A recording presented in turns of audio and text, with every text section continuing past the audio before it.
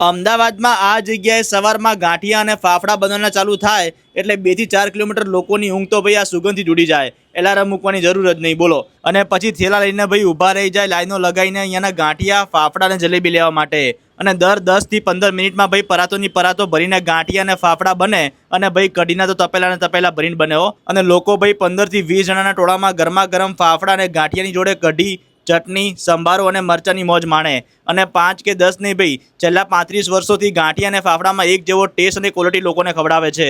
Hello Ahmedabad, કેમ છો મિત્રો? અને હવે તો ભાઈ તહેવારોની સિઝન ચાલુ થવા જઈ રહી છે, તો તમને અહીંયા ગરમા ગરમ લાઈવ ગાંઠિયા, ફાફડા અને શુદ્ધ ઘીમાંથી બનેલી ગોળ ગોળ જલેબી સિવાય મીઠાઈઓ અને ફરસાણમાં પણ અલગ વેરાયટી મળી જવાની છે.